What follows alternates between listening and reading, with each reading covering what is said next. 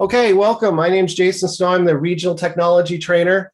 Most of you know me. If not, you'll get to know me and my sense of humor. If there's any problems with the course, of course, this is the first one, and I've had a bunch today. Like when I went to get on Zoom, it required a full update and then log back in, and for some reason it wasn't logging back in, but you don't need to hear all the fun stories today. But hopefully we're using technology in a way that will get this material out to you. You can give feedback to it. And one of the ways we'll start right now is to simply introduce yourself and share your name, position, whether you're a dog or cat person or goldfish, any information you like. Mark, I know exactly what you are, so I'll know how honest you are.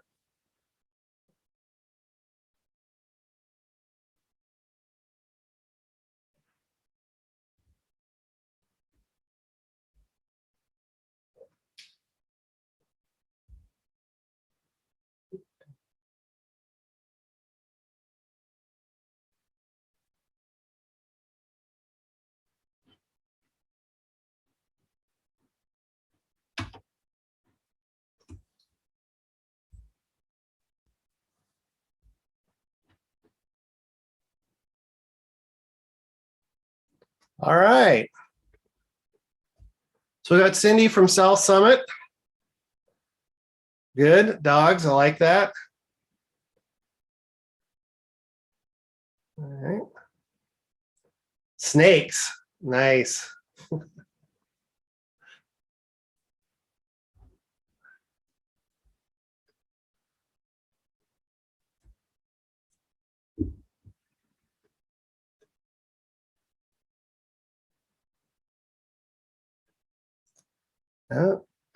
Chris, you don't need to have preferences.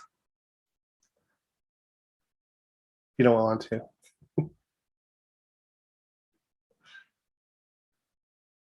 Aren't those cotton balls, Mark? They have an All right. All right, Angela, I'm with you. We have a 10-month-old puppy, Labrador.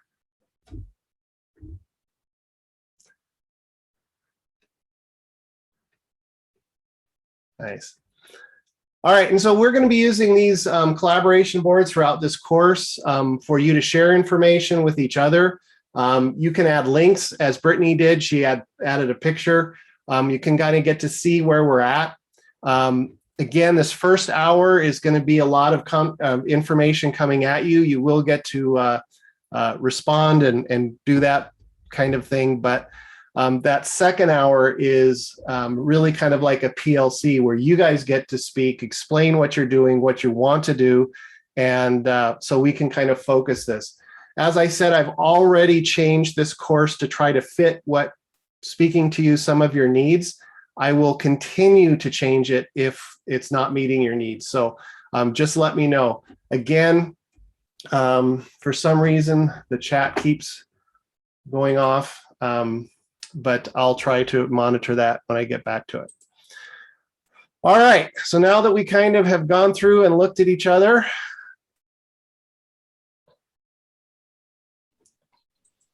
Hi, my buttons work. This is Laura. I can't get mine to post. My post button won't light up. Oh, I did the same thing, Laura, so don't feel bad. If you're trying to post on the screen share that I'm showing, it won't work. You have to go to your actual Canvas course where there's another Nearpod sitting there that looks identical to it, but that's the one you're able to post on. Yeah, and I thought I was there. And you have to fill in the little thing that says take notes on? No, so take notes is for you to put notes on as you're doing the course down at the bottom where there's post. All right, so this is a new feature for Nearpod. It's called drag and drop. And so I just thought I would show it off real quick. You simply grab the book, the picture of the book, and put it in the chart where it goes for you. Whether or not you have purchased the real book, you've purchased an ebook, or it hasn't shipped yet. So you can go ahead and put the books that you have. We'll be starting off with The Art of Coaching. Will be the first book that we go through this module and next module. And then the second book, the cycle book. All right. Let's see. All right. People who get in the real book, some haven't shipped yet. All right. Okay, so the agenda today, an introduction to instructional coaching endorsement. We're going to kind of go throughout the next hour or less than an hour, 40 minutes or so, and talk about some of these things. If you have questions, go ahead and unmute and just ask them. For some reason, my chat keeps disappearing. And kind of the expectations of the course and why we have to follow certain rules to qualify you for the endorsement and what those are. And then we have to define what is coaching, because as I talked to a lot of you, you were put into coaching. There we go. Now the chat's back. You were put into coaching very different ways. Some of you didn't even know you were a coach. Some of your titles just changed. Some of you were asked to be a coach and nobody told you what that was. Some of you bought books and have been doing your best to do it. And so whichever that is, welcome. All right. Let's see. All right. So how long have you been working in coaching or mentoring capacity? So that is not just as the academic coach. You could have been in a mentoring, a leadership position in the school. You were in charge of the school SIC, technology department. You were on the committee to look into block scheduling, any type of leadership role in a school. About how many years?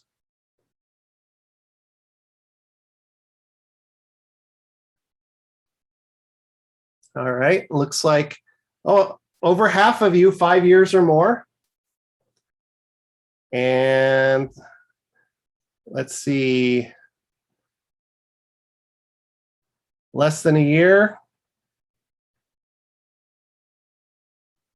And the instructional coaches in Morgan that that the other course is doing, most of the instructional coaches are brand new. So the district just decided we're going to have instructional coaches and you're our instructional coaches. And so there's a lot for them to learn. But this gives me an idea. Most of you have been doing it for a little time or enough. Like I said in the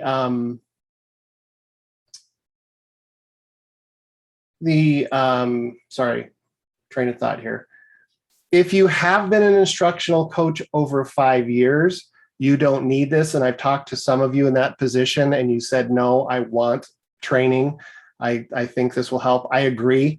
We had about 70 people participate through the state, most of them district leaders in instructional coaching for many, many years. And they really appreciated what they learned and the effectiveness of it. It kind of brings it all together. So now we kind of have a sense of where you're at. Okay. This endorsement is designed to support educators in Utah to develop and utilize the essential competencies and build capacity for educators to improve instructional practice and student outcomes through facilitating job-embedded effective professional learning. You can tell I've never would write that, okay? So that's what the state considers you to do. A lot of words. Why don't we share out? Is this what you've been doing? Is this what you've been trying to do?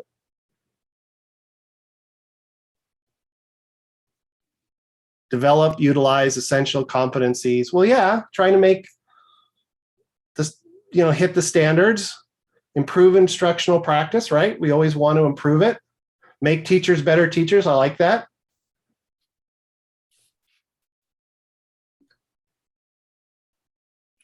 Our district right now is developing its mission and vision for coaches. So we're kind of all involved in that. Excellent. And this is why Morgan put the administrators in, because they want to develop a program.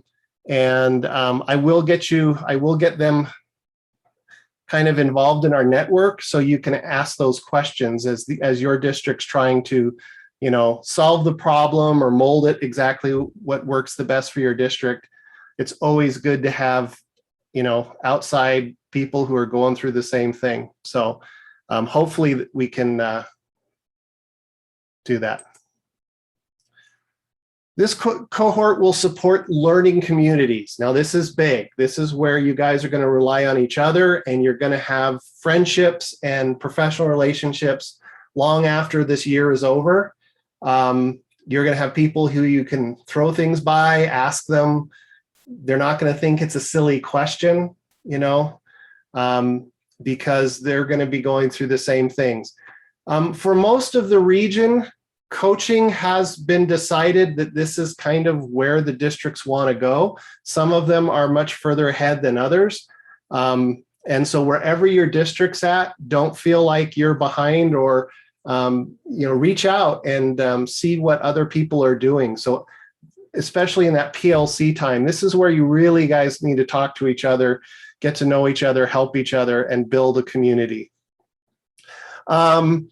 So we're going to develop a network of coaching professionals through this in the News region, and hopefully that will then connect with other professionals in the state and other service centers.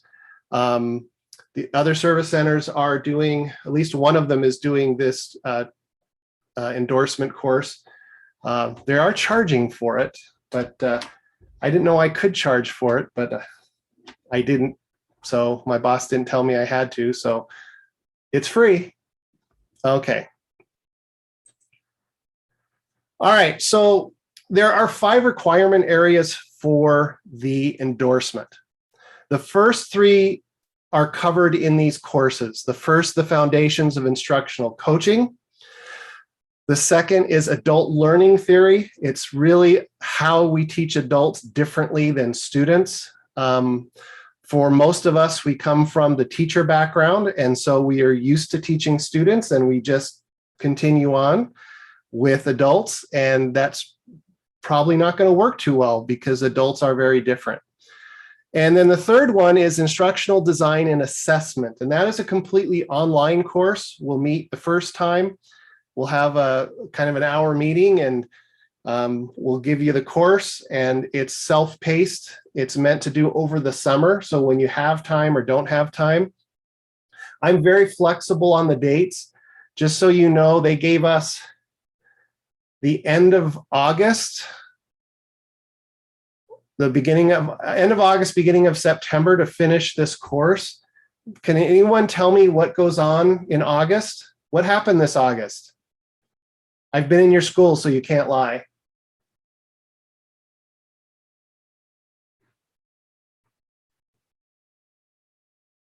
Anyone? School started. School started. And how was that start? Hectic. Hectic. From what I heard, the comment I heard most was, we forgot how to start school. And so it was a bumpy ride. And so finishing that course was a little hard when I like to say I was putting out fires as my phone went off the hook and people were calling from all different schools and districts with problems. And so I lost all my free time to finish the course. And I understand that. And so if you guys get busy, just let me know. And, again, we're professionals. Most of what you're going to be doing in coaching is going to be in your school. It's going to be with your colleagues. It's going to be with your teachers. It's going to be with your administration in meetings and PLCs. You're going to go over a lot of this, and hopefully this course will give you some red meat to take into those and make some changes. All right. So You do need 3 years for the requirements. You will need 3 years of competency demonstration in the Foundation of Instructional Coaching. So that's what this course will cover, unless you can show that you can do all these things or you have done all these things already, and then you can check off. Or you can complete this course. Adult learning theory, the same. Assessment and design, we'll be covering UDI, or UDL, sorry, UDL and Marzano's book for assessment and design. Or you can get your national board certification, or you can complete this course. So hopefully this is kind of where you want to be. The last two are basically competency checklists that you will do with your supervisor, whether it's a district supervisor or if it's a principal, you're at a school. Part of that website that I sent you has all the state standards on it. You will basically sit down with them and basically say, I did this time, and this checks this off, and you've seen this. And those last two are simply check off lists that you'll do with your supervisor. You will have to, there are some requirements, and we'll talk about those in just a little bit.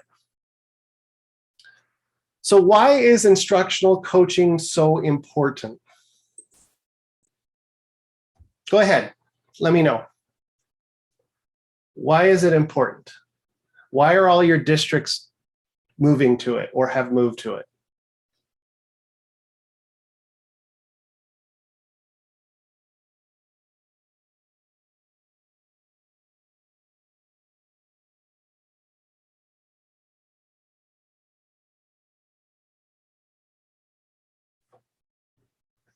I love that people actually had fires. Yeah. I've done a few fire drills that weren't drills. I can't chat since I'm still driving, but I was going to say, I hope that my district has coaches in the future, because I think it's important to support teachers, since teachers are very overwhelmed these days and overloaded, and instructional coaches are able to kind of bridge the gap, I feel like. Yeah, definitely support. That's a big one. Teachers are busy. They do need help.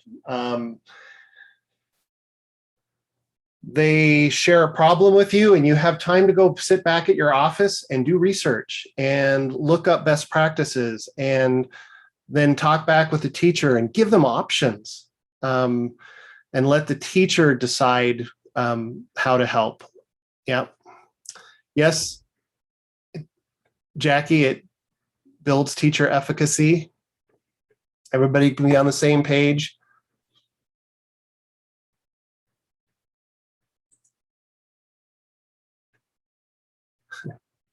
Now, Emily, you're right. And some of you, a lot of the coaches lately have been put in to help the new teachers. And in some districts, that then after the new teachers are helped, now you're expected to help the old teachers. And that can get tricky. And that's what the first book really covers, some of the strategies that really make it easier for you, not only just for new teachers, but also for teachers that have been around for a while. Okay, so researchers have found that it can take 50 or more hours of sustained professional learning to realize the results for students. In this class, we'll probably hit 50 hours. But if you count your meetings, your discussions with teachers, your planning time, pushing things out, you're going to do way over 50 hours. Like I said, a lot of what we do in this class can be done in your normal workday with the people you're with. You'll be able to share that in reflections in this course. And so don't feel bad if you read the book, you answered the questions, you took the little quizzes, and you were done in 3 hours. You'll be putting in a lot more hours in your real job, in your real school, that will probably have the largest benefits of this course. Okay, course expectations and structures. It's blended learning. So we're here live, and then you're via Zoom, and then you're at home. and doing. Just so you know, or just so I know, what is your use of Canvas? Is it your first experience? Have you designed, were you put on Canvas last year and made to do it? Have you designed Canvas courses? Have you helped teachers? Have you facilitated courses? What is your experience with Canvas? I've designed probably 30 to 40 courses, and I'm the Canvas trainer for my school. There you go. Awesome.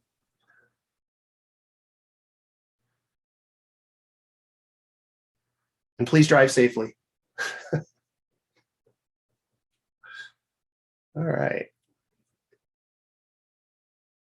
So if there's any issues with Canvas, please let me know. Just reach out to me. And I've also trained hundreds and hundreds of teachers on Canvas the last couple of years. I'm currently working on switching all the elementaries over to the new elementary Canvas. And but I do go to I am part of the monthly meetings and know the cool things that are coming out, and hopefully I'll try to demonstrate them as we go. All right. So when we come to class, we'll kind of debrief from the week before. We'll kind of debrief the readings.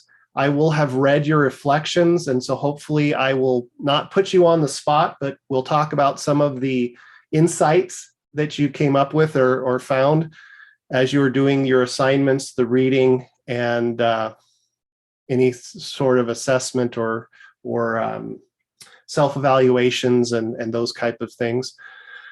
We'll basically, the first hour, we'll explore the new content that we'll be getting ready, and then we will, the conclusion, we will have our kind of PLC meeting where we'll all kind of share out and tell us how it's going, what you're doing, and what you'd really like to do in the future. So that's kind of how those courses will go.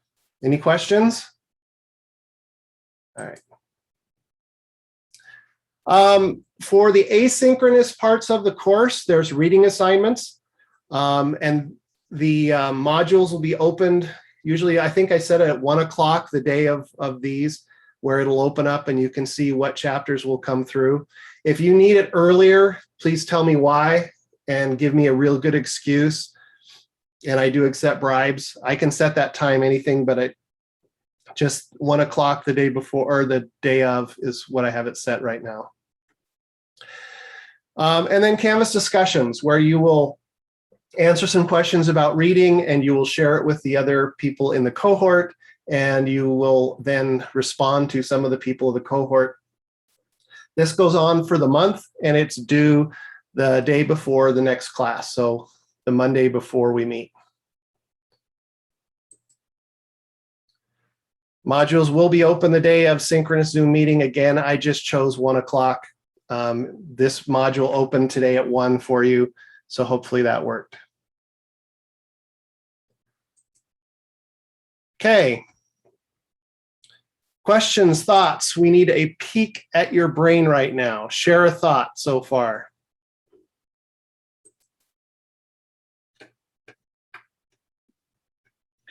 I appreciate you being so flexible, and your environment that you've set up to begin the course. It's greatly appreciated. Oh, you're very welcome. Teaching middle school for 21 years, you become very flexible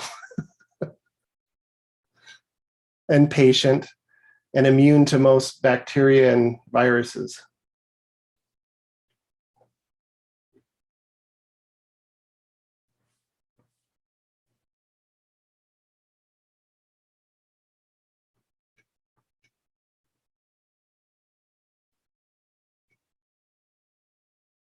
Yeah, Chris, this is actually a brand new endorsement. And since most districts are going towards the coaching model, the state decided 3 or 4 years ago to just get behind it.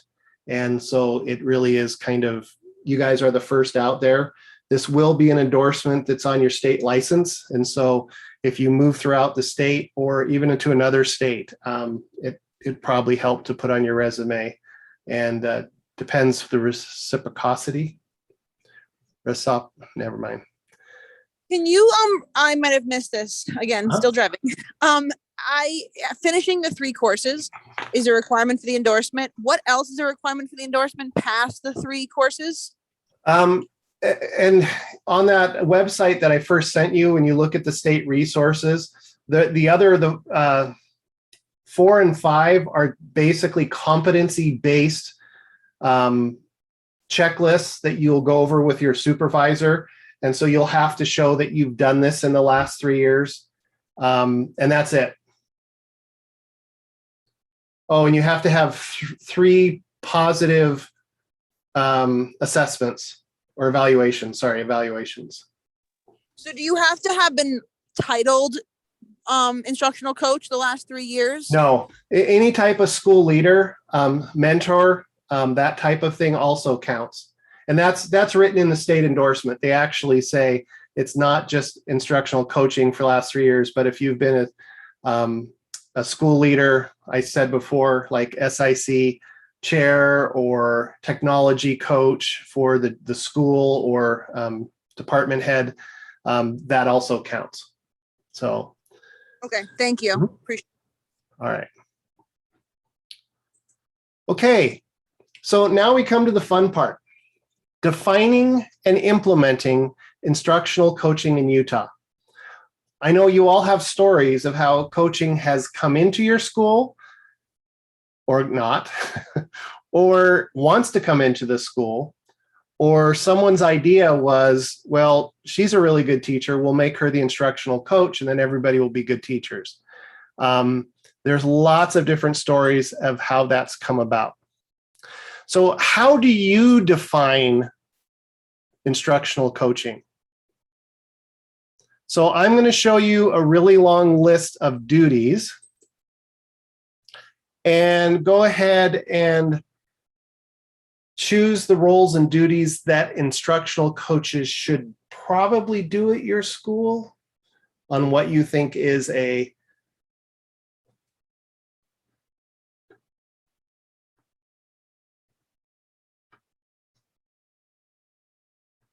I mean, you can choose more than one.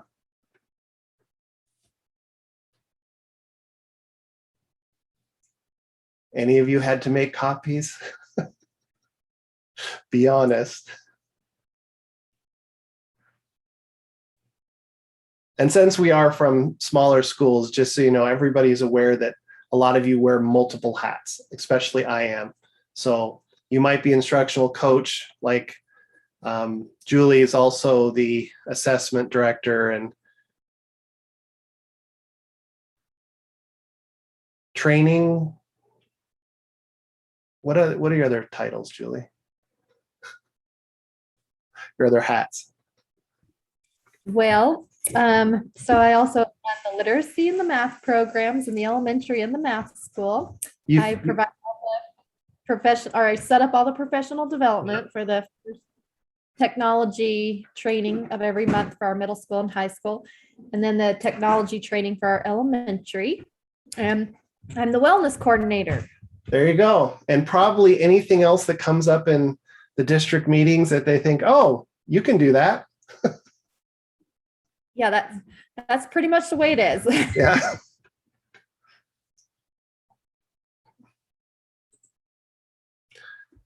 Okay. What kind of work do you think an instructional coach should be focused on the most to ensure professional learning that positively impacts student outcomes?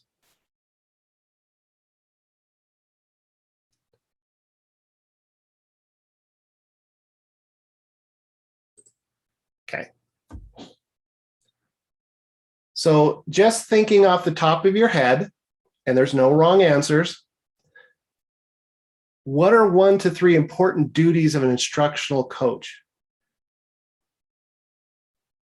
in a perfect world?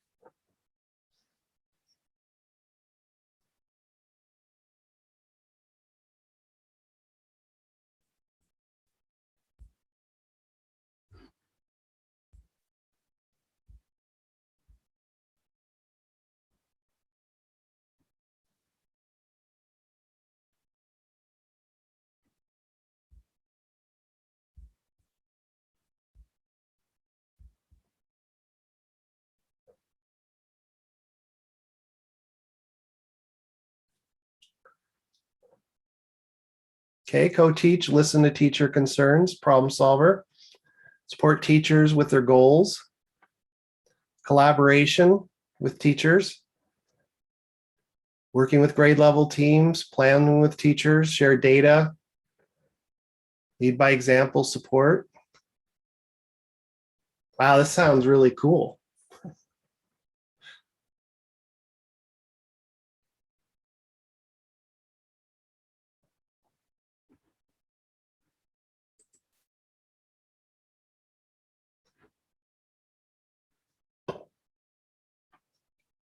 Working with teachers to look at data, find best practices, implement those. Yep, Jackie, you're right. Helping teachers with instructional concerns. Yeah, teachers know sometimes what they're doing is not working, and you can be there to help. Help teachers to learn to drive instruction. Yep. Help unpack data with teachers. Yeah. Here's your data, now what? Helping teachers understand what that data is.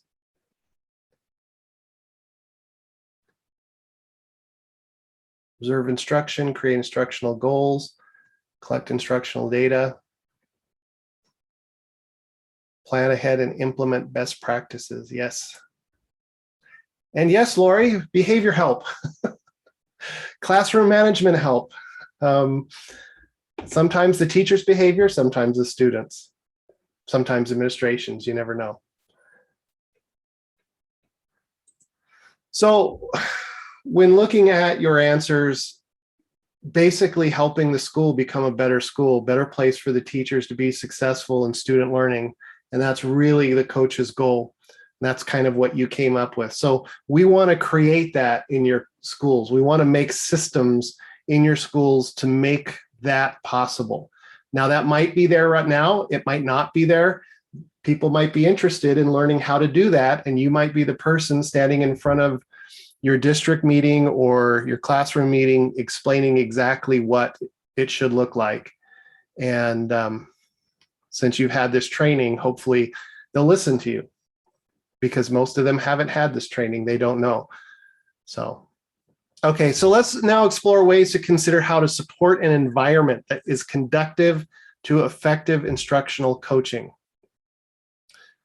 There are definitely conditions in which an experienced, trained, highly skilled coach can fail, produce any kind of change in a teacher practice for student outcome. In this case, we want to be careful not to come to the easy or obvious conclusion that a coach was ineffective without also looking at the conditions on site.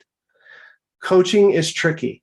Coaching is all about relationships and trust and listening, a communication that goes both ways. And there might be things at a school that cause this not to be able to happen. A district wants to push something through.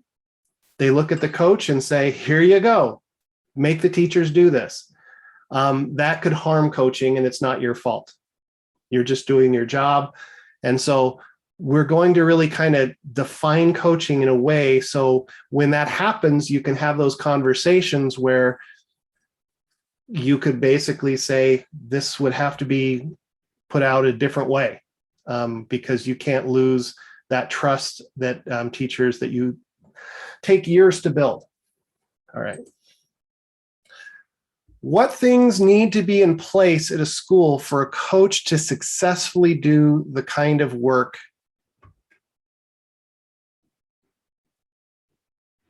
Let's see.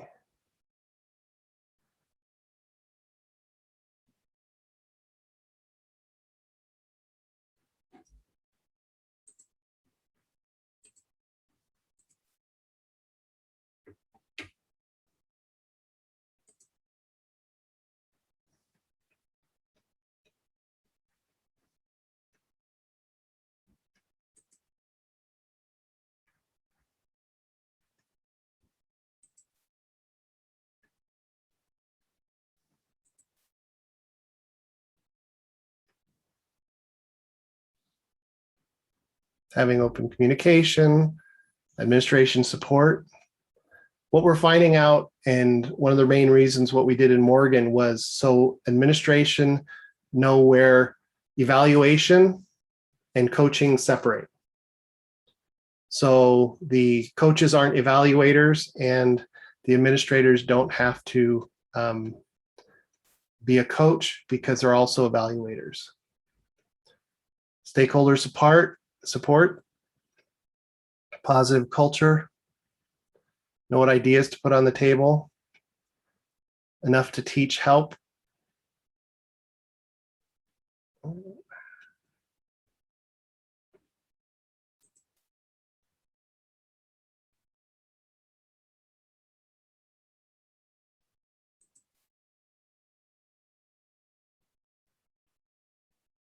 Oops.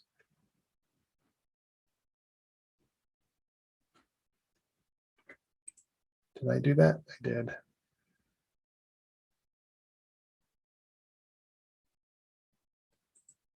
Wrong one. Okay.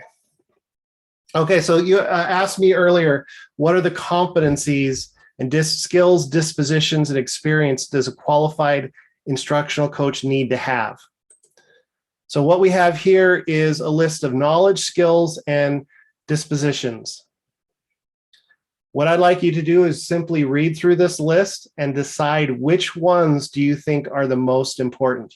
Now you can circle all of them, but from what you understand about coaching, from what we just talked about what coaching is, which ones do you think are the most important? So if you want, rate the top 3 in each section that you think is the most important, knowing that they're all top.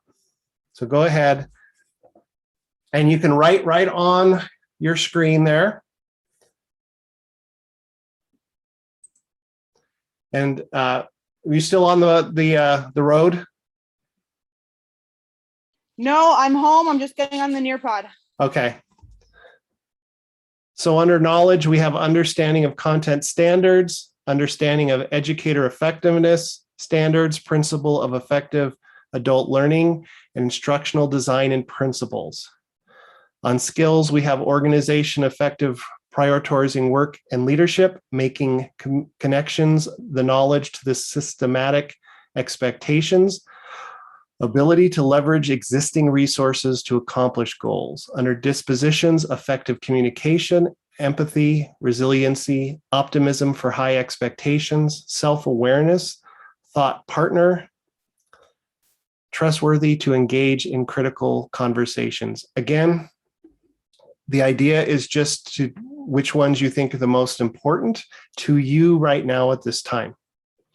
So if it's a weakness and you think it's something should be, that's importance. If it's something that is fundamental, that's importance. But it's really up to you and what you think of these are the most important. And you might say that in my district, this is impossible. I get it. We'll work on it together.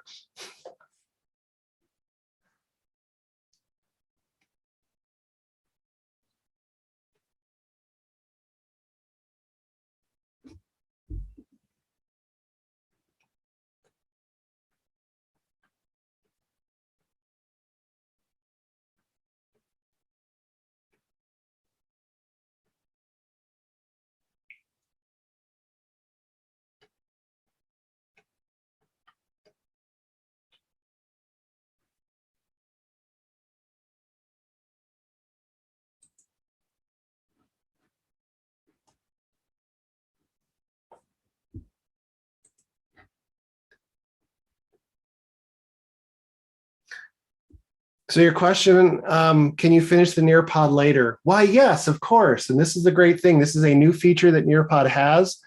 When I finish this live version of Nearpod, I will turn it on to student paced. Down at the bottom of my screen, I have a little person reading a book that says off. I can turn that on and any Nearpod that is live now becomes student paced. So if you use Nearpods in your trainings, or if you're still a classroom teacher, this is a brand new feature from Nearpod. You don't have to make 2 versions, a live version and student. You can teach the live version, click it off or click it on, and it becomes a student paced. And if you click on the link, you can do the Nearpod on from the beginning, or go back and forth and answer or change it.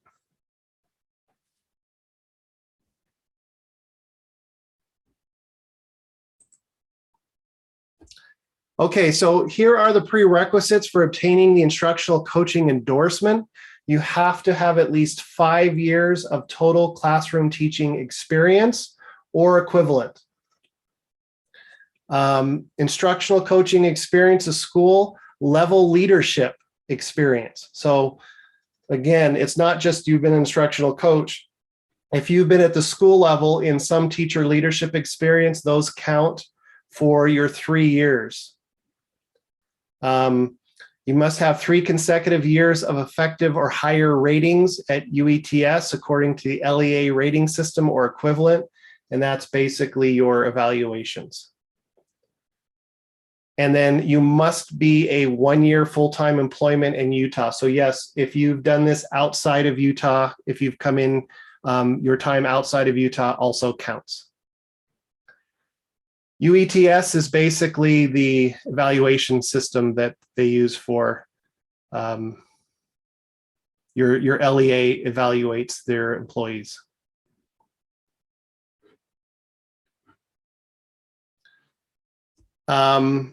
If, like I said, I'm doing this course in Morgan, and most of the instructional coaches are brand new, and so they're looking at 2 years after they finish this course or 1 year after this finish the course before they become eligible. We will make a plan for you. If you're just starting off, we can make a plan and work on that. And so you can kind of make sure you're checking these things off. So when your 3 years of experience is finished, you can check off and have your supervisor sign it. So basically it's just a checklist giving examples, and then they sign it saying, yes, you've demonstrated competency in these areas. So we won't send you empty. We'll basically help you realize what you can work on so you can complete the competencies. And we'll also work with your supervisors so they're also aware of what they should be looking for as they go through. Team leads, yeah, you're a teacher leadership experience and you're team lead on the 5th grade team or the science department chair. Yeah, any type of leadership that counts. Because remember, we have districts that have no coaching whatsoever. And so they're not just, you'd have no chance of being a coach if there's no coaching program in the district. So we want to change that as we go. All right. Okay. Why might an effective instructional coach require a good amount of previous teaching experience?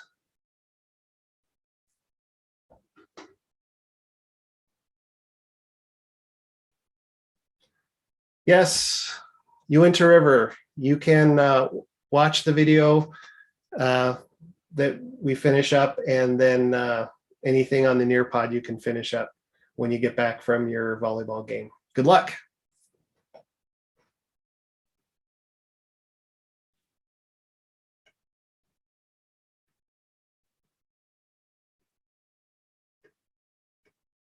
So someone who's finished, why would teaching be important?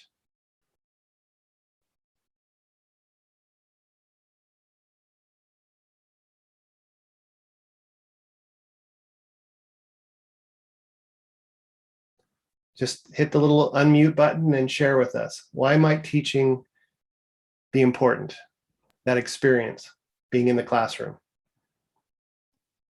So it'd be really hard to give any kind of advice if you weren't ever in the classroom yourself. Mm-hmm.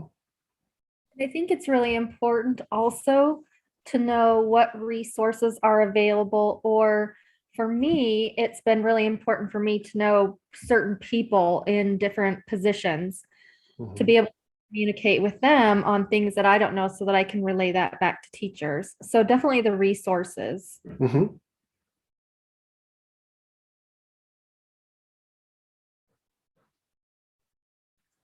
Has anyone experienced an instructional coach who did not have a large background in teaching? How'd that go? This is Chris. I did. It was terrible. Okay, why? Just, you don't have to use names or point, but No, it was Vern, and he was at one of those first schools that I worked at, and he had a doctorate in educational leadership, Mhm. and no classroom experience, zero. And so part of what he was trying to do was come in and just explain it again. I was a rookie teacher; I didn't know any better, but how to do things in the classroom. But it didn't make any sense. He wasn't relatable. His discussions with me were like, well, this is probably what you should do. It's like, well, can you tell me why? Well, you should do this and just do this. So it was frustrating. Mhm.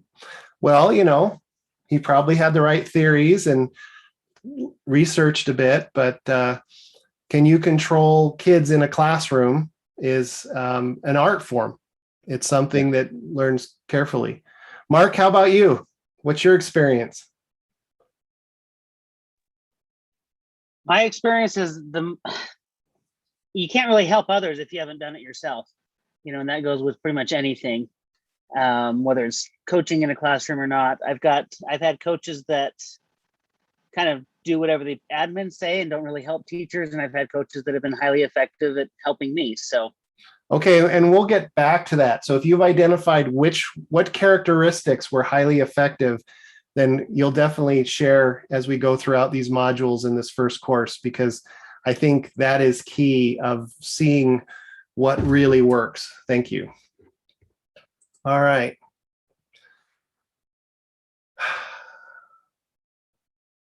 So a coach working with teachers or principals must be an effective teacher for at least 5 years. There's just no other way to have developed the kind of empathy and foundational knowledge and understanding that teachers and principals need in a coach. And that's the smart person way of saying you've got to earn it. You've got to be out there, be an effective teacher. And if you haven't, you're not going to be able to relate to anybody. Veteran teachers probably, Chris, when you're talking about being a new teacher, yes, it wasn't effective, but as a veteran teacher, it could almost come to blows. And I've seen it almost come to blows. So it's really important, that foundation.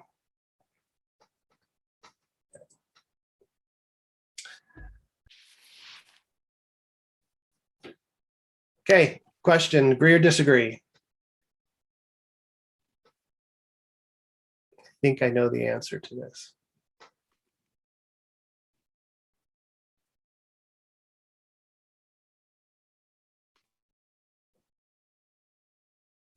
Laura, did you need to add something? No, I'm good. I was just Okay. going to comment earlier, but I'm good. Okay.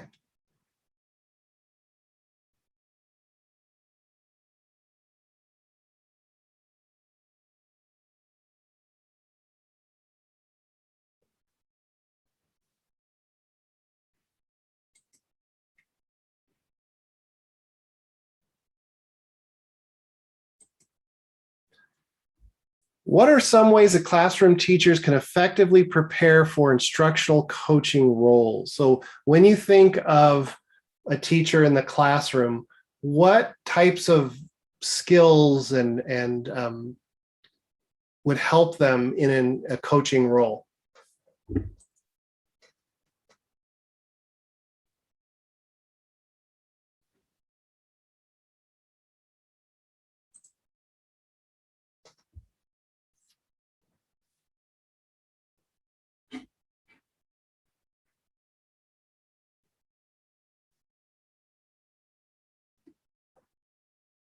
And we're almost to the fun part, so, or at least fun for me because I don't have to talk as much.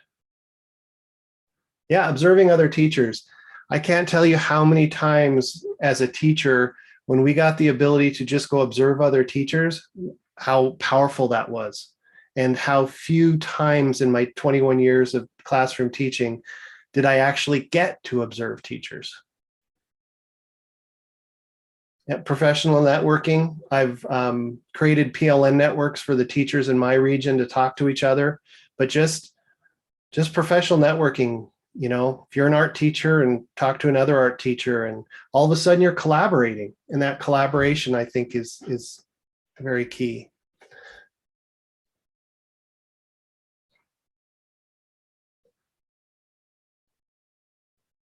Yep.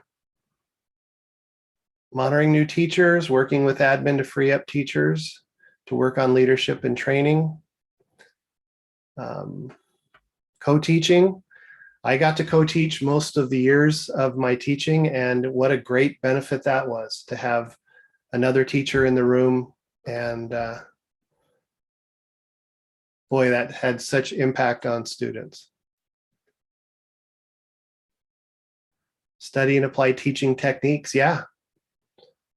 Not just what works, but try to find something that might work a little bit better, and being the opportunity to try it. PLCs, most of our schools and news have gone to the PLC model. And if done correctly, is very powerful. And so it is definitely a role that coaches can play in PLCs as they move throughout schools, different subject areas. Definitely positive. Excellent. Okay, so the Foundation of Instructional Coaching Competency. Here is a list. You can read through it. This is the Foundations of Instructional Coaching. This is this first course. This is what we're going to be going, what the expectations are, how to improve income, skills, relationships with stakeholders, using language that the teachers understand. It's not just from a book that you read, but use the language that they have. But this is what the first course, these are those competencies that if you go down this list and ask yourself, do you understand and demonstrate from the USBE coaching model? Now, don't raise your hand and get proud, because it just came out. It's brand new. The ink's probably still wet. So we've got to look at it first and see. But you'll see that most of the things you do are within that model. With a few changes, you can show that you understand and can demonstrate the different components of that model. How you fit in with what the district wants to do, or your school wants to do, or your school board expects you to do. That you can show that you improve student outcomes. You create trusting relationships. Use language that's clear. Ask effective and probing questions and reflective questions. This is one that takes a little bit of work. Some of you, I know, are better than others, but how you talk to your teachers and how you get them to admit to understanding that they might have an issue and that you're there to help them is much more effective than you coming in and telling them what they're doing wrong. So that's, analyze and utilize data. That's what that third course really kind of focuses mostly on. Utilize effective and listening and communication strategies, supportive presence, body language, positive language. We'll talk a lot about that in the second course. Understand differences between elementary and secondary student development. Understand differences between elementary and secondary pedagogy, or how we teach kids.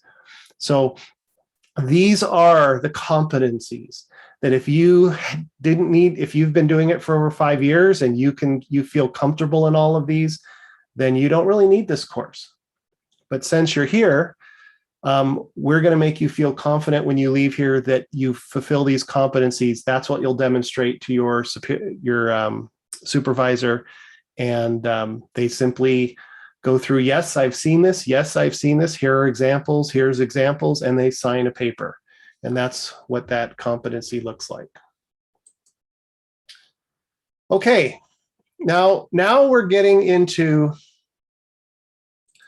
the last part of this course. And so this is where I'm actually going to, let's see. I'm going to stop sharing for a second, and I'm going to stop recording.